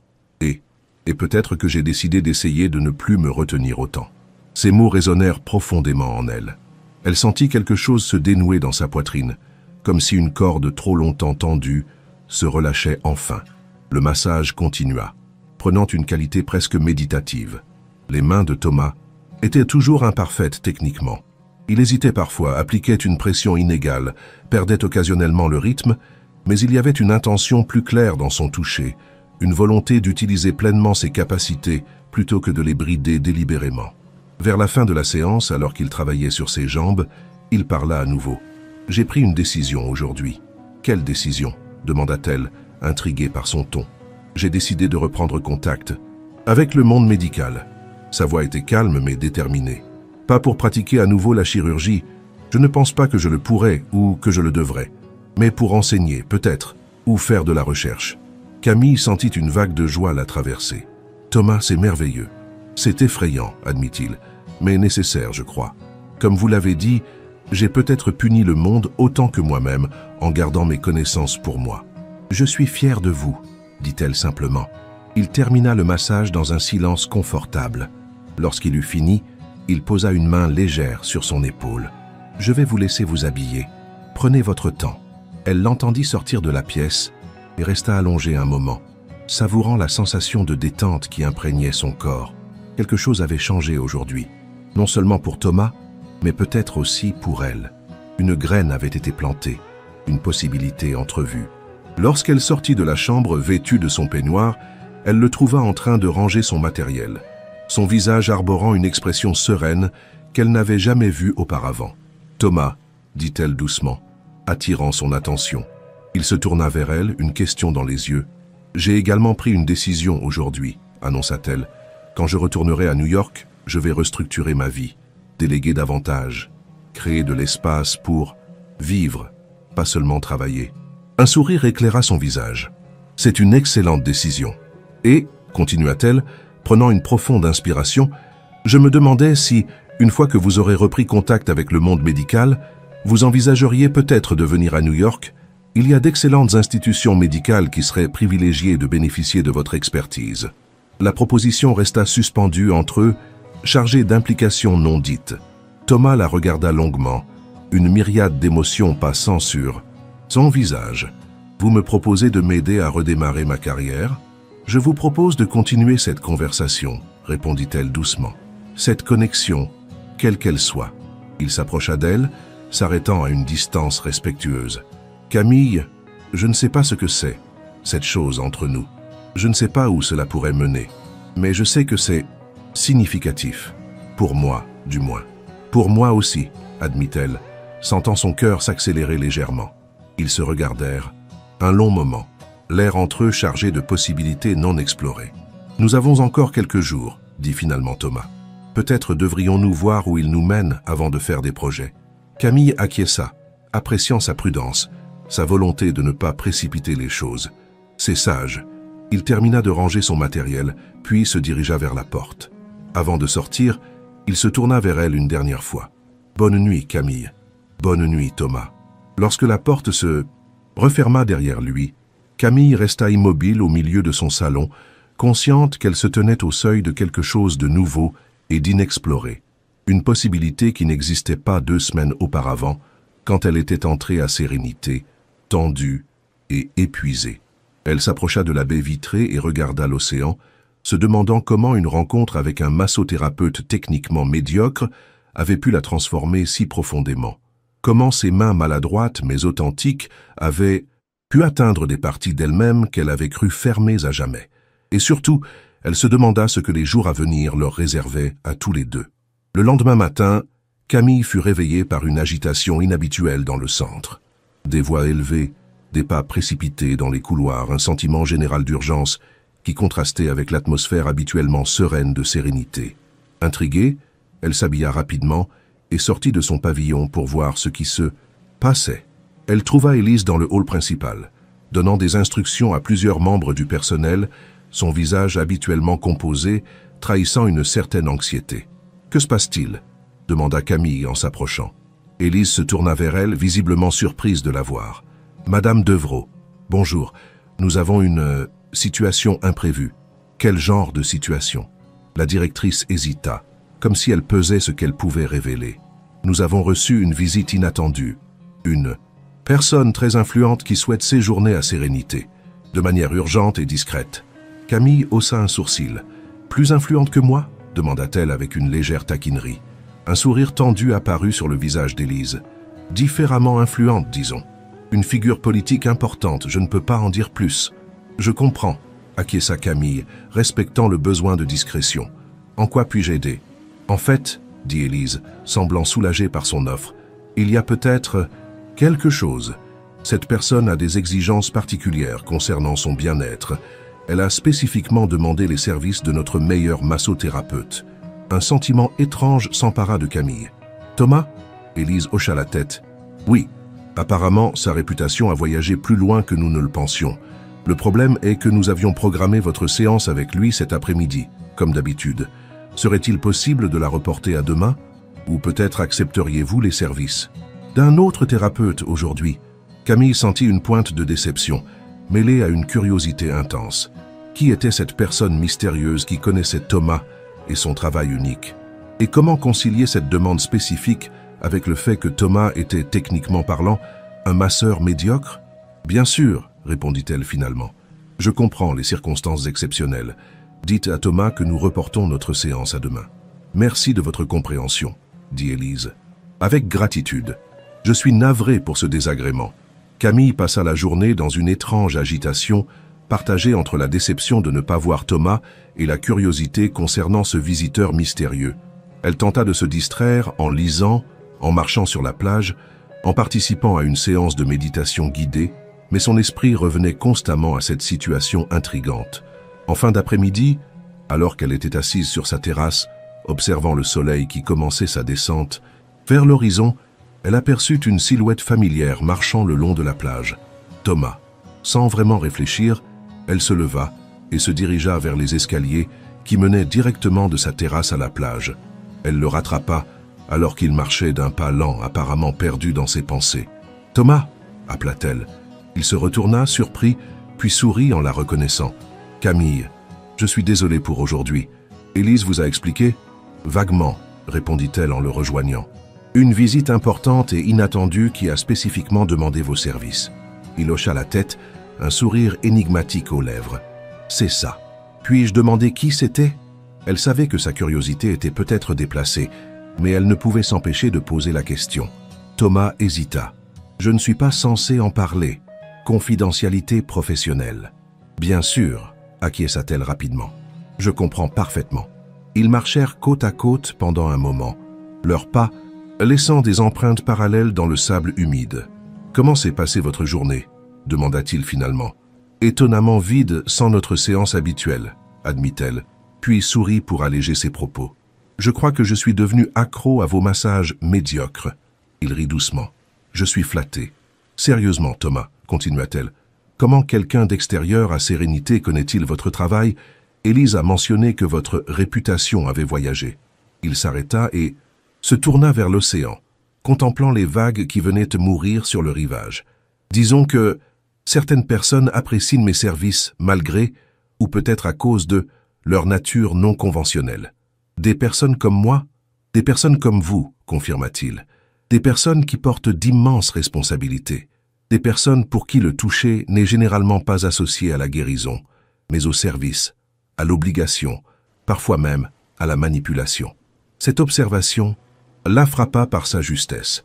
En tant que PDG, Camille était constamment touchée, poignée de main, accolade professionnelle, bise protocolaire, mais rarement d'une manière qui reconnaissait sa vulnérabilité, son humanité fondamentale. « C'est fascinant », dit-elle, sincèrement intriguée. « Vous avez une clientèle de puissants qui apprécie vos massages techniquement imparfaits, mais émotionnellement profonds. » Il sourit, légèrement gêné. « Quand vous le formulez ainsi, ça semble presque calculé. Ce n'est pas le cas. Je fais simplement ce que je peux avec ce que j'ai. »« Ce que vous avez, » répéta-t-elle doucement, « c'est une capacité extraordinaire à être présent, à voir la personne, pas seulement le corps. » Il la regarda, une émotion indéchiffrable dans ses yeux. « Merci de voir cela en moi. » Ils reprirent leur marche, le silence entre eux confortable mais chargé d'une tension subtile. Camille sentait que quelque chose se construisait entre eux, une connexion qui dépassait les rôles de thérapeute et cliente, mais dont la nature exacte restait à définir. « Demain est votre dernier jour complet à Sérénité, n'est-ce pas ?» demanda-t-il soudainement. « Oui », confirma-t-elle, surprise par la pointe de tristesse qu'elle ressentit en prononçant ce mot. « Je repars après-demain matin pour New York. Comment vous sentez-vous à l'idée de retourner à votre vie ?» Elle réfléchit un moment. « Différente, plus forte d'une certaine façon, plus consciente aussi. » Elle le regarda. « J'ai l'impression que ces 2 semaines m'ont transformé, même si je ne peux pas encore définir exactement comment. Les transformations les plus profondes sont souvent les plus subtiles, » observa-t-il. « Ce n'est parfois qu'après des mois, voire des années, que nous réalisons pleinement comment une expérience nous a changés. »« Et vous ?» demanda-t-elle. « Comment ces 2 semaines vous ont-elles affecté ?» Il sourit. « Elles m'ont rappelé qu'il y a une vie au-delà de Sérénité, une vie que j'ai peut-être évitée trop longtemps. » Cette réponse la fit sourire à son tour. « Avez-vous réfléchi à ma suggestion à propos de New York ?»« J'y ai réfléchi, » admit-il. « C'est tentant, effrayant aussi. »« Les deux, je suppose, » ajouta-t-il avec un léger haussement d'épaule. « C'est comme si je me tenais au bord d'une falaise, contemplant un saut que je pourrais faire ou non. »« Je comprends ce sentiment, » dit-elle doucement. « Chaque grand changement dans ma vie a commencé exactement comme ça. » Ils avaient atteint une partie isolée de la plage, bordée de hautes falaises qui la protégèrent des regards. Le soleil descendait progressivement vers l'horizon, teintant l'océan et le ciel de nuances d'or et de rouge. « Camille, » dit Thomas en s'arrêtant et en se tournant vers elle, « il y a quelque chose que je devrais vous dire, quelque chose d'important. » Elle sentit son cœur s'accélérer légèrement. « Je vous écoute. » Il prit une profonde inspiration comme s'il rassemblait son courage. « Je n'ai pas été complètement honnête avec vous. Ou peut-être plus précisément, je n'ai pas été complètement transparent. » Une alarme silencieuse résonna en elle. « À quel sujet ?»« Mon histoire, mon passé. » Il passa une main dans ses cheveux, un geste nerveux qu'elle n'avait jamais vu chez lui auparavant. « Je vous ai dit que j'étais neurochirurgien, et c'est vrai. Je vous ai parlé de ma patiente qui est décédée, et c'est également vrai. Mais il y a plus. » Camille sentit une étrange tension monter en elle. « Continuez. La patiente qui est décédée. » Il hésita, détournant brièvement le regard vers l'océan, avant de se retourner vers elle. C'était Victoria Beaumont. « Victoria ?» répéta Camille, abasourdi. « Victoria Beaumont? Celle qui m'a offert $1 million ?» Il hocha la tête gravement. « Pas exactement elle. Sa fille, Olivia Beaumont. 26 ans. Anévrisme cérébral. » Camille sentit le monde vaciller légèrement autour d'elle. « La fille de Victoria est morte sous votre scalpel ?»« Oui. » Le mot tomba comme une pierre entre eux. C'était il y a 8 ans, comme je vous l'ai dit. Victoria était déjà une figure importante de la finance, bien que moins connue qu'aujourd'hui. Elle a utilisé toutes ses connexions pour étouffer l'affaire médiatiquement. Il n'y a pas eu de procès public, pas de scandale dans la presse. Juste une enquête interne discrète qui m'a blanchi techniquement, mais m'a détruit moralement. Camille peinait à assimiler cette révélation. Et Victoria, comment a-t-elle réagi envers vous personnellement? Une ombre passa sur le visage de Thomas. Elle m'a tenu pour responsable, bien sûr. Comment aurait-il pu en être autrement? Dans les jours qui ont suivi la mort d'Olivia, elle est venue me voir à l'hôpital. Je m'attendais à de la colère, à des cris, peut-être même à des menaces de poursuite. Au lieu de cela, elle m'a regardé avec un calme glacial et m'a dit une seule phrase. « Un jour, docteur, vous comprendrez ce que c'est de perdre ce qui vous est le plus précieux. » Un frisson parcourut l'échine de Camille. Une menace? Je l'ai interprétée comme telle à l'époque. C'est en partie pourquoi j'ai quitté la Suisse si précipitamment. J'avais peur qu'elle utilise son influence pour me détruire professionnellement. Ou pire, il secoua la tête.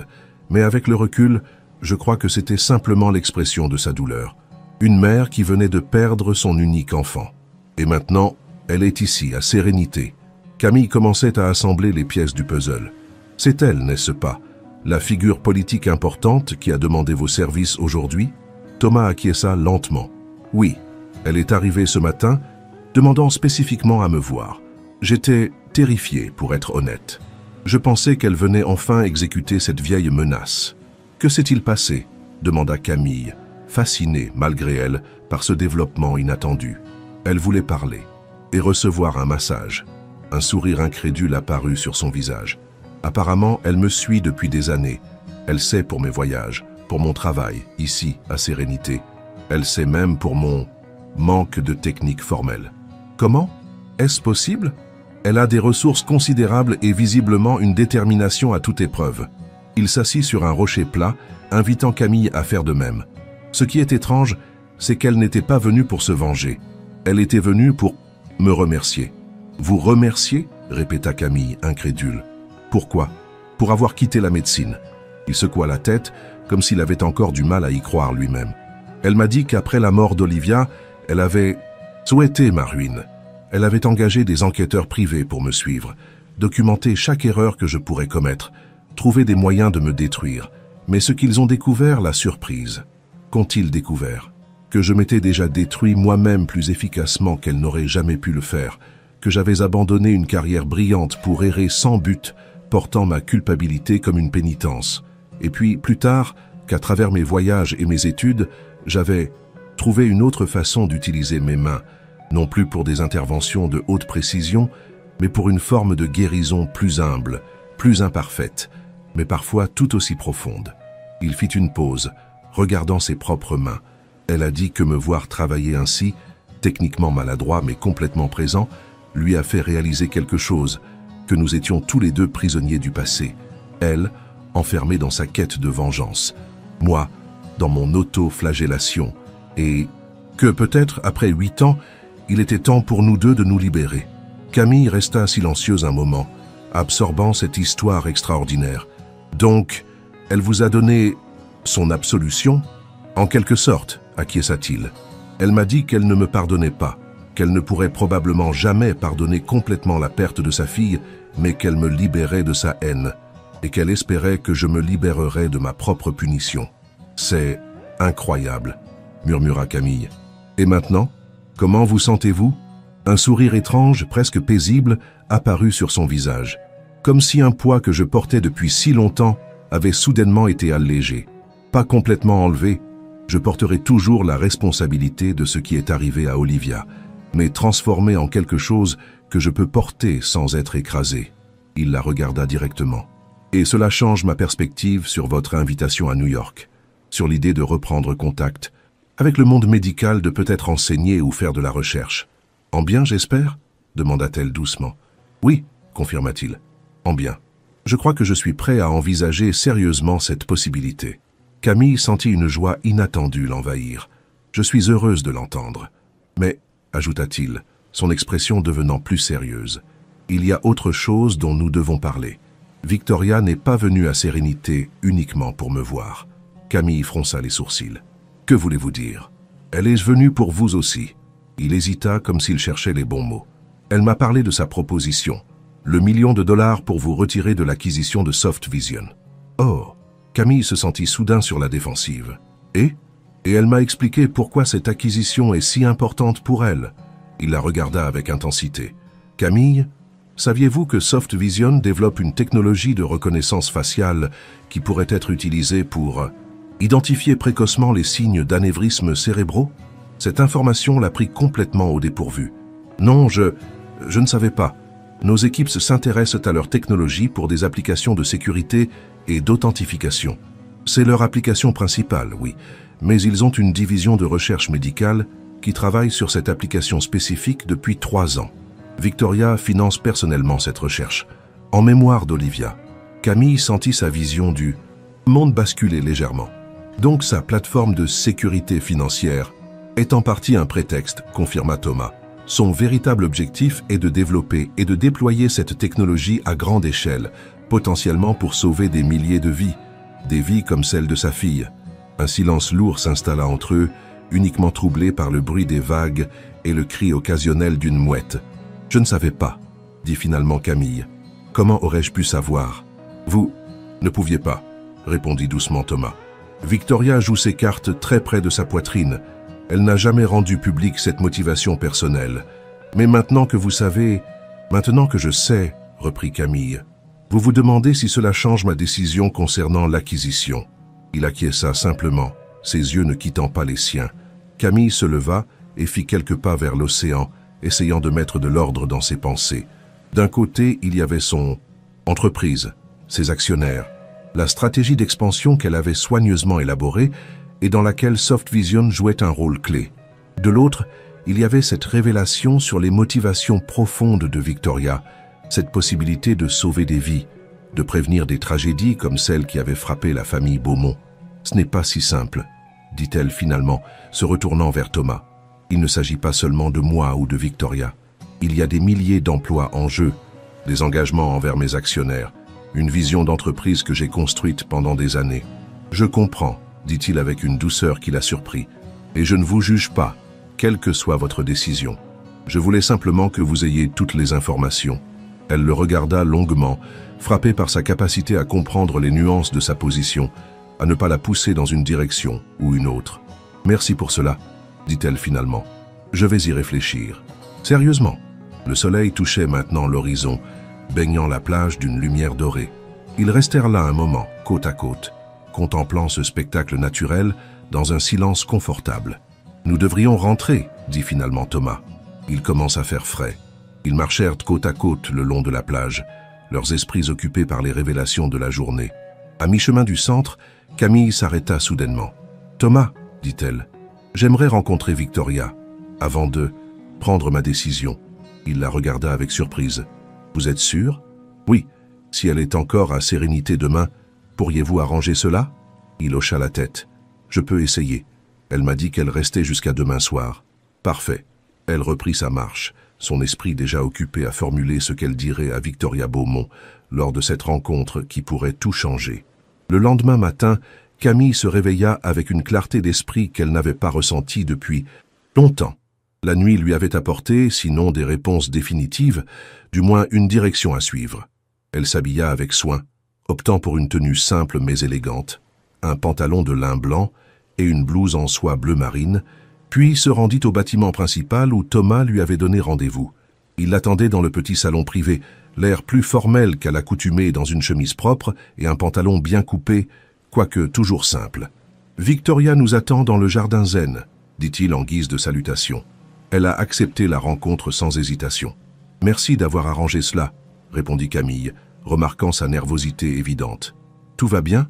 Il haussa les épaules avec un sourire tendu. « C'est une situation inhabituelle pour moi, être l'intermédiaire entre deux femmes aussi puissantes. » Elle sourit à son tour, touchée par sa franchise. « Ne vous inquiétez pas, nous ne vous ferons pas choisir un camp. » Ils traversèrent ensemble les jardins de Sérénité, suivant un chemin de pierre blanche qui serpentait entre des massifs de plantes soigneusement entretenus. Le jardin zen se trouvait dans un coin isolé du domaine, entouré de bambous qui créaient une barrière naturelle contre le monde extérieur.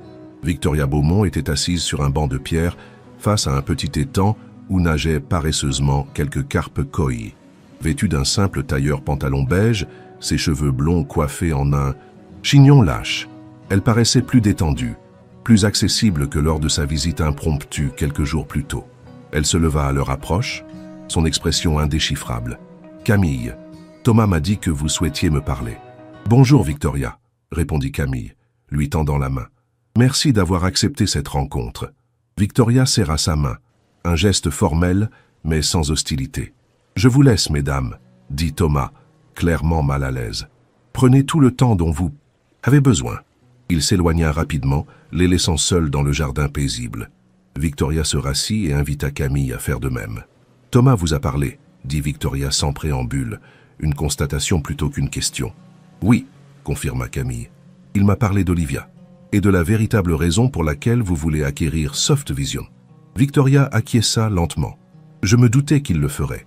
Il est remarquablement honnête pour quelqu'un qui a vécu dans tant de mondes différents. »« Pourquoi ne pas m'avoir dit la vérité dès le début ?» demanda Camille directement. « Pourquoi toute cette histoire de plateforme de sécurité financière ?» Un sourire triste apparut sur le visage de Victoria. « L'habitude, je suppose. La méfiance. Dans notre monde, Camille, montrer ses véritables motivations est souvent perçu comme une faiblesse. » Elle fit une pause. « Et puis, aurais-je été plus convaincante en jouant la carte de la mère endeuillée? N'auriez-vous pas vu cela comme une manipulation émotionnelle ?» Camille dut admettre qu'elle avait raison. Probablement, notre relation n'a jamais été basée sur la confiance ou l'empathie. Non, en effet. Victoria observa un moment les carpes qui nageaient dans l'étang. Nous avons passé tant d'années à nous affronter, à nous méfier l'une de l'autre. C'est presque devenu une seconde nature. Thomas m'a dit que vous le suiviez depuis des années, dit Camille, changeant légèrement de sujet. Que vous aviez engagé des enquêteurs. Privés. Victoria hocha la tête. Au début, c'était par vengeance. Je voulais le détruire comme il avait détruit ma vie. Mais avec le temps, elle hésita. Avec le temps, j'ai commencé à voir autre chose en lui. Une douleur qui faisait écho à la mienne. Une culpabilité, une auto-punition que je reconnaissais. Et puis sa façon de se réinventer, de trouver un nouveau chemin pour guérir, cela m'a touché, aussi surprenant que cela puisse paraître. Et c'est pour cela que vous êtes venu le voir hier. Oui, après 8 ans, il était temps de fermer cette boucle, de nous libérer tous les deux. Elle regarda Camille directement. Et vous, Camille, qu'est-ce qui vous a amené à lui? La question l'a pris au dépourvu. Le docteur Moreau m'a envoyé ici. Mon corps me lâchait, apparemment. Non, dit doucement Victoria. Je veux dire, qu'est-ce qui vous a amené à lui, personnellement?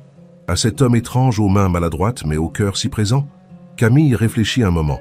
Sa simplicité, je crois. Son absence totale de prétention. Dans mon monde, tout le monde veut quelque chose de moi, ou veut me montrer à quel point ils sont compétents, impressionnants, dignes de mon attention. Thomas était juste lui-même, imparfait, authentique, présent. Victoria sourit comme si Camille venait de confirmer quelque chose qu'elle savait déjà.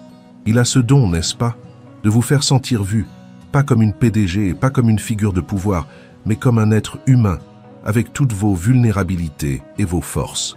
Oui, acquiesça Camille, surprise par cette compréhension partagée. C'est exactement ça.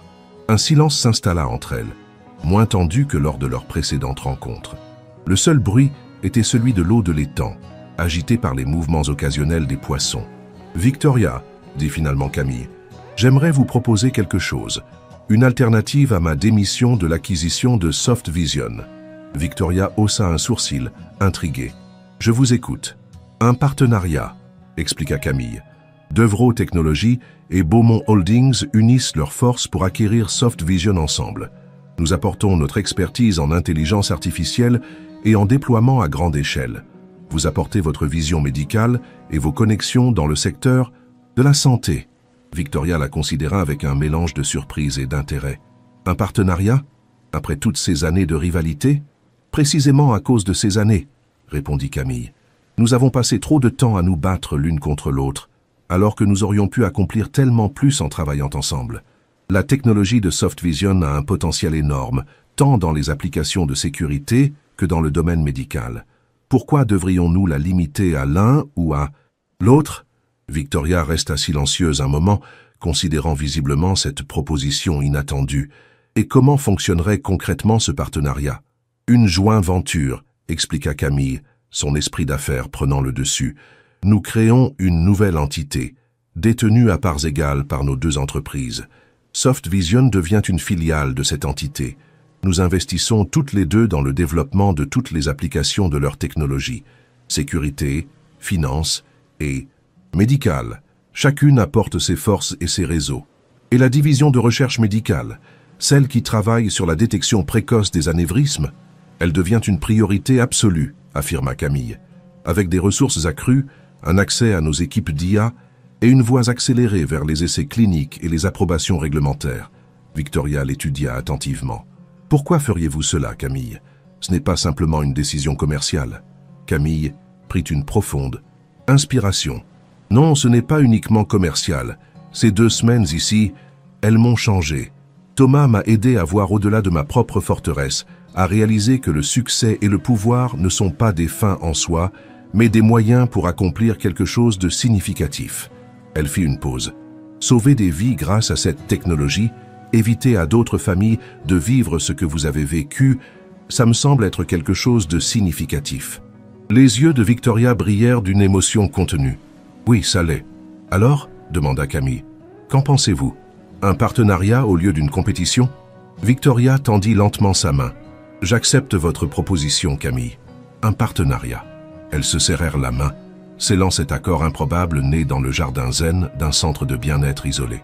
Nos équipes juridiques vont avoir une attaque, observa Victoria avec un sourire inattendu. Camille rit. Laissons-les sans. Remettre. Ce ne sera pas la dernière surprise que nous leur réserverons, j'en suis sûr. Elles passèrent l'heure suivante à discuter des détails préliminaires de leur partenariat, 2 esprits brillants travaillant ensemble plutôt que l'un contre l'autre pour la première fois. C'était stimulant, productif et étrangement libérateur pour les 2 femmes. Lorsqu'elles se séparèrent enfin, Victoria posa une dernière question à Camille. « Et Thomas, qu'allez-vous faire à son sujet ?» Camille hésita. « Je ne sais pas encore. Je lui ai proposé de venir à New York, de reprendre contact avec le monde médical. Il semble ouvert à cette idée, surtout après votre absolution. Il mérite une seconde chance, dit doucement Victoria. Nous la méritons tous. » Camille acquiesça, touchée par cette remarque venant d'une femme qu'elle avait toujours considérée comme une adversaire implacable. Oui, nous la méritons tous. Cet après-midi-là, Camille attendait sa dernière séance de massage avec une étrange combinaison d'anticipation et de mélancolie. Sa conversation avec Victoria avait ouvert de nouvelles possibilités, tracé de nouveaux chemins pour son avenir professionnel. Mais qu'en était-il de son avenir personnel? De cette connexion inattendue avec un massothérapeute techniquement médiocre mais émotionnellement profond. Thomas arriva à 16 heures précises. Comme toujours, il installa sa table face à l'océan, sortit ses huiles et ses pierres, avec sa maladresse habituelle, qui semblait maintenant presque attachante aux yeux de Camille. « Comment s'est passée votre rencontre avec Victoria ?» demanda-t-il, alors qu'elle s'allongeait sur la table, le drap couvrant son corps. « Étonnamment bien, » répondit-elle. « Nous avons décidé de former un partenariat pour acquérir Soft Vision ensemble. Une collaboration plutôt qu'une compétition. » Ses mains s'immobilisèrent brièvement sur ses épaules. « C'est inattendu et remarquable. Beaucoup de choses inattendues se sont produites ces 2 dernières semaines, observa-t-elle avec un léger sourire. En effet, il commença le massage, ses mouvements toujours techniquement imparfaits, mais emplis d'une présence qui transcendait cette maladresse. « Vous repartez demain matin, n'est-ce pas ?»« Oui, » confirma-t-elle, sentant une pointe de tristesse à cette pensée. « Mon avion décolle à 11 heures de JFK. Retour à la réalité. Une réalité potentiellement différente de celle que vous avez quittée, » observa-t-il, travaillant un nœud particulièrement tenace entre ses omoplates. « Grâce à vous en grande partie, » admit-elle doucement. Ses mains marquèrent une pause. « Je n'ai fait que vous aider à voir ce qui était déjà en vous, Camille. La force, la sagesse, la capacité de changement, tout cela était déjà présent. J'ai simplement créé un espace où vous pouviez les redécouvrir. » Le massage se poursuivit dans un silence confortable, les mains de Thomas parlant un langage que les mots ne pouvaient exprimer. Camille se laissa aller à cette dernière séance, savourant chaque sensation, chaque moment de connexion. Vers la fin, alors qu'il travaillait doucement sur ses épaules, elle posa la question qui lui brûlait les lèvres. « Avez-vous réfléchi à ma proposition? À propos de New York ?» Ses mains s'immobilisèrent un instant. « Oui, » dit-il simplement. « J'y ai beaucoup réfléchi. »« Et ?» demanda-t-elle, son cœur battant un peu plus vite. « Et je crois que je suis prêt à faire ce saut dont nous parlions. À quitter ma zone de confort, à affronter mon passé plutôt que de continuer à le fuir. » Une vague de joie traversa Camille. « Vous viendrez à New York ?»« Oui, » confirma-t-il, et elle pouvait entendre le sourire dans sa voix. Pas immédiatement, j'ai des engagements ici jusqu'à la fin du mois. Mais ensuite, oui, je viendrai, pour voir où cette connexion entre nous peut mener, pour explorer la possibilité de reprendre contact avec le monde médical, peut-être dans l'enseignement ou la recherche. C'est merveilleux, murmura-t-elle, sincèrement heureuse. Il termina le massage en silence, ses mains communiquant tout ce que les mots ne pouvaient exprimer. Espoir, anticipation, mais aussi respect pour le chemin individuel que chacun d'eux devait encore parcourir. Lorsqu'il eut fini, il posa une main légère sur son épaule. « Prenez votre temps pour vous habiller. Je vous attendrai sur la terrasse. » Camille s'habilla lentement, savourant ses derniers moments dans ce lieu qui avait été le théâtre d'une transformation si profonde. Puis elle rejoignit Thomas sur la terrasse où il se tenait face à l'océan, contemplant le soleil qui commençait sa descente vers l'horizon. « Thomas !» dit-elle doucement en s'approchant de lui. Il se tourna vers elle, son visage illuminé par la lumière dorée du crépuscule. « Camille !» Ils se regardèrent un long moment, tant de choses non dites flottant entre eux. « Je voulais vous remercier », dit-elle finalement. « Pas seulement pour les massages, mais pour tout, pour votre présence, pour m'avoir aidé à me reconnecter avec moi-même. » Il sourit, ce sourire doux et légèrement asymétrique qui lui était devenu si familier. « C'est moi qui devrais vous remercier. Vous m'avez aidé à voir au-delà de ma culpabilité, à envisager un avenir que je croyais perdu à jamais. Il semble que nous nous soyons guéris mutuellement, observa-t-elle. Les meilleures guérisons sont souvent réciproques, dit-il simplement. Un silence confortable s'installa entre eux, uniquement troublés par le bruit des vagues en contrebas. Je ne sais pas exactement ce qui nous attend, dit finalement Camille. À New York, dans cette nouvelle relation, quelle qu'elle soit. Moi non plus, admit-il. Et c'est bien ainsi. Peut-être que pour une fois, nous pouvons tous les deux lâcher notre besoin de contrôle et simplement laisser les choses évoluer naturellement. Elle sourit à cette suggestion. Cela semble à la fois terrifiant et libérateur. Comme toutes les meilleures choses de la vie, répondit-il avec un léger rire. Impulse vivant, Camille s'approcha de lui et déposa un doux baiser sur sa joue. À New York, Thomas. À New York, Camille, répondit-il, ses yeux brillants d'une émotion contenue. Alors qu'elle se détournait pour rentrer dans son pavillon, préparant mentalement son départ du lendemain, Camille se sentit emplie d'une sérénité et d'un optimisme qu'elle n'avait pas connu depuis des années. Quoi que l'avenir lui réserve, dans sa vie professionnelle avec ce nouveau partenariat inattendu ou dans sa vie personnelle avec cette connexion naissante, elle l'aborderait différemment. Non plus comme une forteresse imprenable, mais comme un être humain ouvert aux possibilités, aux imperfections et à la beauté de l'inconnu. Et tout cela grâce à un massothérapeute techniquement médiocre, dont les mains maladroites mais profondément présentes avaient touché bien plus que son corps, elles avaient atteint son âme. Un an plus tard, le magazine Forbes publiait un article intitulé « La collaboration improbable qui révolutionne la médecine préventive ». Sur la photo de couverture, Camille Devrault et Victoria Beaumont se tenaient côte à côte, souriantes, devant le nouveau centre de recherche SoftMed, fruit de leur partenariat.